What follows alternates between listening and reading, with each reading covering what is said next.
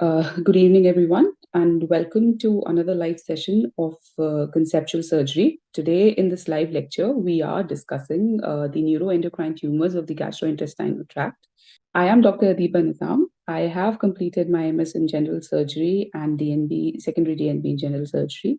I have worked as a senior resident at Maulana Azad Medical College, and presently, I'm working as a senior resident at Lady Hardinge Medical College. Today, we are discussing neuroendocrine tumors of the gastrointestinal tract. When we consider these tumors in the abdomen, we have two very high yield topics, which are the neuroendocrine tumors of the pancreas and the neuroendocrine tumors of the gastrointestinal tract. When we are discussing the neuroendocrine tumors of the pancreas, we would be talking about insulinomas, glucinomas, VIPomas, PPomas. So that is a separate topic which we will cover in another lecture. Today we have focused on the tumors, the neuroendocrine tumors that are arising from the gastrointestinal tract, meaning the from the stomach, the small bowel, the appendix, and the your colon and rectum. Yeah, gastronomas would also be included in the lecture on pancreatic neuroendocrine tumors. So today we are not discussing gastronomas per se, we are discussing the NETs of the GI tract. And so what is the neuroendocrine system of the body? Like, we are talking about neuroendocrine tumors, so we need to understand what is the neuroendocrine system. The neuroendocrine system, as the name suggests, like these are cells and glands which respond to a neuronal stimulation, and they produce hormones in response to the neuronal stimulation, which are released into your circulation, thus providing a neural and hormonal integration in the body. So we have cells which respond to neuronal activation and produce hormones as a result of the stimulation, and these hormones have further downstream effects on other organs. So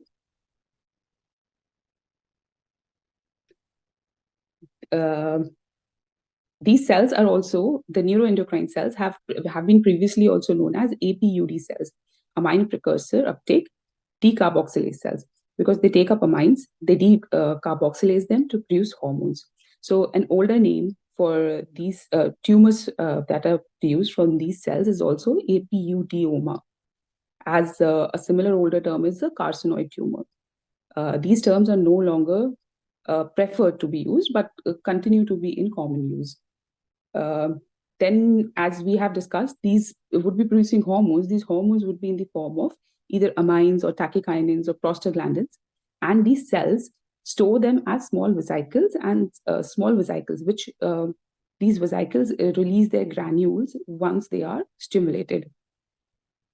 So this is a diagrammatic representation showing the same, that the neuroendocrine cell receives stimulation from the nerves, and in response releases these granules, which are hormones and chemical signals, into the bloodstream, which has further downstream effects on the organs. So this is the neuroendocrine system of our body, and in the neuroendocrine system we have two different types. One is the solid neuroendocrine system, where we have glands. So the glands such as your pituitary, the parathyroid, the adrenal medulla, and the paraganglias that we have. These form the solid component of the neuroendocrine system, where the effect is the same, that we have a neuronal stimulation followed by a hormone release. And the other system is like multiple small cells distributed throughout the body, and these form the diffuse neuroendocrine system. So we have these cells dispersed in the skin, your GI tract, your biliary tract, respiratory tract, urogenital tract, the thyroid, and the thymus. These are the structures that are developing from the gut tube, like the foregut structure, the midgut structure, and the hindgut structures. Okay, so this is a question, like, which is the largest endocrine organ in the body? Anyone who'd like to take a guess here? Okay, so because of the multiplicity of these endocrine cells that are found in the GI tract, the GI tract is the largest endocrine system in the body, because we have many of these enteroendocrine cells that are present. So this table demonstrates the various cells that are there, the enteroendocrine cells. Here today we'll be limiting our discussion to the ones in the stomach, small bowel, colon, and the appendix. As you can see, the other ones in the islets of pancreas, like the A cells, the B cells, the PP cells, there are many of these cells which are producing like hundreds of peptides and hormones in the GI tract, and from where these tumors can arise and produce different peptides and amines which would have different symptoms. So we are discussing the neuroendocrine tumors of the GIT. So these cells, these tumors are arising from the enterochromaffin-like cells, which are present in the crypts of Leberkan. We'll be discussing where these crypts of Leberkan are. Okay, so the neuroendocrine neoplasms, these are the second most common GI tumor after colorectal cancers. These are considered rare, but these are the second most common in whole of GI after colorectal tumors. And in the small bowel, these are the most common tumors. Like adenocarcinoma comes second. The most common tumor in the small bowel is a neuroendocrine neoplasm. So as we have discussed before, there were older terms that were used, which are still commonly used, like the carcinoid tumors. It's a misnomer because these neuroendocrine neoplasms, they may either be benign or malignant. The term carcinoid implies that it is a benign tumor. That is why it is a misnomer and not a preferred term for these tumors now. So WHO prefers the term gastroenteropancreatic NETs, GEP-NET. And we'll see further that WHO has further provided a grading where we differentiate what is a neuroendocrine tumor and what is a neuroendocrine carcinoma. There is another term called manic, which is a mixed neoplasm. Okay, and as we have discussed, we have these tumors arising from the ECL cells in the crypts of Leberkan in the small bowel. So here we have a diagrammatic representation for the villi and the crypts in the small bowel. And as you can see, at the base of the crypt of Leberkan, we have these cells called the enteroendocrine cells. From all these cells are also known as the Kulczewski cells and the argentinophil cells. Argentinophil cells because they stain with silver stains. These are the cells which are the origin of these neuroendocrine neoplasms. Okay, so an important aspect here with neuroendocrine neoplasms is the staging. Here, the staging is more dependent on the grade of the tumor, rather the stage. So, more important than the AJCC stage is the grade of the tumor and the stage. According to that, we'll be discussing it.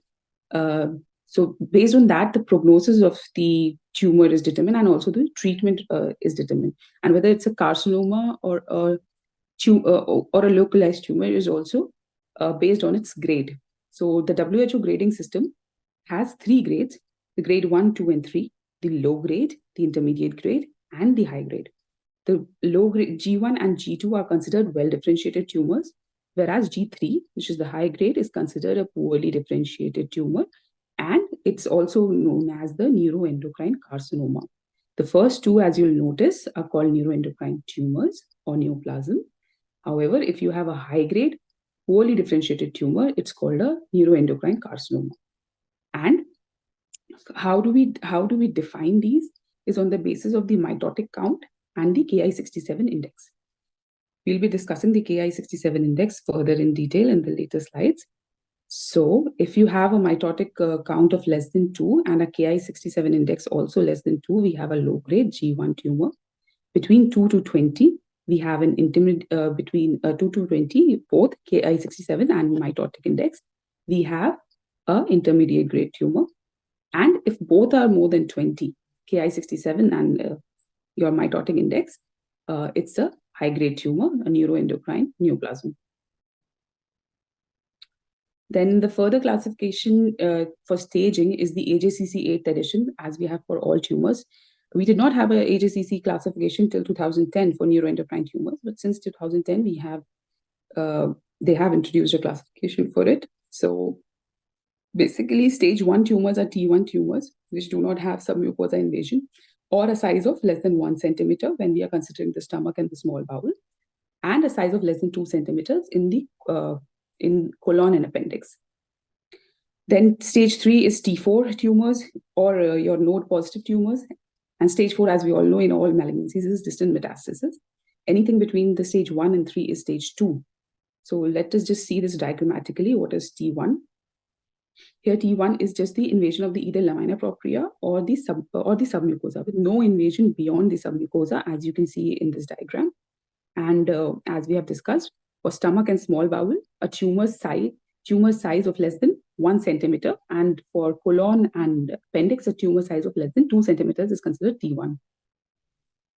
Coming on to T2 tumors, the T2 tumors, they invade the muscularis propria, or they are more than 1 centimeter in size in the small bowel, more than 1 centimeter in size in the small bowel and stomach, more than 2 centimeter size when we consider colon and the appendix.